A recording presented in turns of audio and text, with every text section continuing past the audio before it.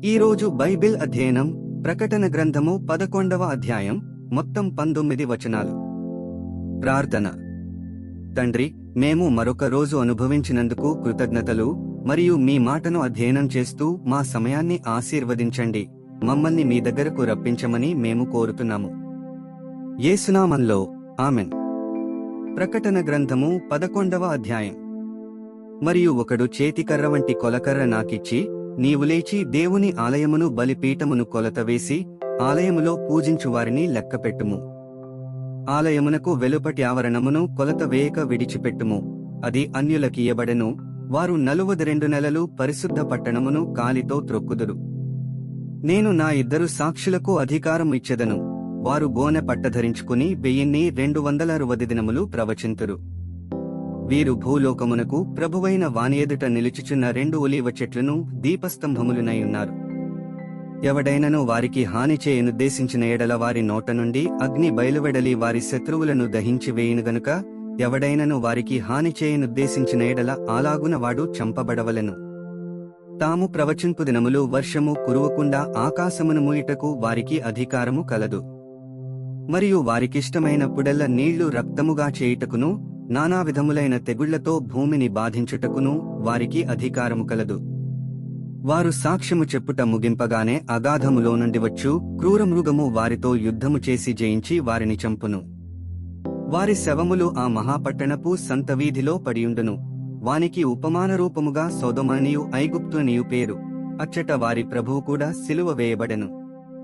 మరియు ప్రజలకును వంశములకును ఆయా భాషలు మాటలాడు వారికిని జనములకును సంబంధించిన వారు 3 దినములన్నర వారి శవములను చూచుచు వారి శవములను సమాధిలో పెట్టనీయరు. ఈ 2 ప్రవక్తలు భూనివాసులను బాధించినందున భూనివాసులు వారి గతి చూచి సంతోషించుచు ఉత్సహించుచు ఒకనికొకడు కట్నములు పంపుకొందురు. అయితే ఆ 3 దినములన్నరైన పిమ్మట దేవుని యొద్ద నుండి జీవాత్మ వచ్చి వారిలో ప్రవేశించెను గనుక వారు పాదములు ఊని నిలిచిరి. వారిని చూచిన వారికి మిగుల భయము కలిగెను. అప్పుడు ఇక్కడికి ఎక్కిరండని పరలోకము నుండి గొప్ప స్వరము తమతో చెప్పుట వారు విని మేఘారూఢులై పరలోకమునకు ఆరోహణమైరి. వారు పోవుచుండగా వారి శత్రువులు వారిని చూచిరి. ఆ గడియలోనే గొప్ప భూకంపము కలిగినందున ఆ పట్టణములో 10వ భాగము కూలిపోయెను. ఆ భూకంపము వలన 7,000 మందిచ్చిరి. మిగిలిన వారు భయాక్రాంతులై పరలోకపు దేవుని మహిమపరచిరి. 2వ శ్రమ గతించెను. ఇదిగో 3వ శ్రమ త్వరగా వచ్చుచున్నది. 7వ దూత బూర ఊదినప్పుడు పరలోకములో గొప్ప శబ్దములు పుట్టెను. ఆ శబ్దములు ఈ లోకరాజ్యము మన ప్రభువు రాజ్యమును ఆయన క్రీస్తు రాజ్యమునాయను. ఆయన యుగయుగముల వరకు ఏలుననెను.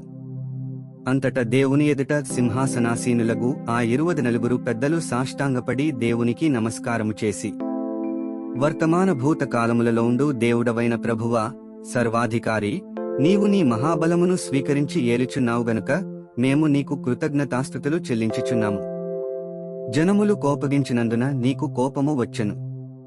మృతులు తీర్పు పొందుటకును నీ దాసులకు ప్రవక్తలకును పరిశుద్ధులకును నీ నామమునకు భయపడు వారికిని తగిన ఫలమునిచ్చుటకును గొప్పవారేమి కొద్దివారేమి భూమిని నశింపజేయువారిని నశింపజేయుటకును సమయము వచ్చియున్నదని చెప్పిరి.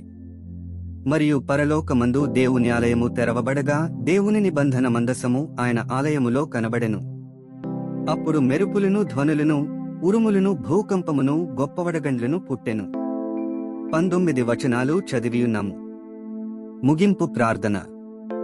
ఓ దేవా, మా విలువైన సమయాన్ని నీ వాక్యాన్ని అధ్యయనం చేసినందుకు ధన్యవాదాలు. మా మార్గాలలో నడవడానికి మరియు మన సత్యాన్ని ఇతరులతో పంచుకోవడానికి మాకు ధైర్యాన్ని ప్రసాదించు. మీ పరిశుద్ధాత్మ మాకు మార్గనిర్దేశం చేస్తూ సర్వసత్యంలోకి మమ్ములను నడిపించునుగాక. ఆమెన్.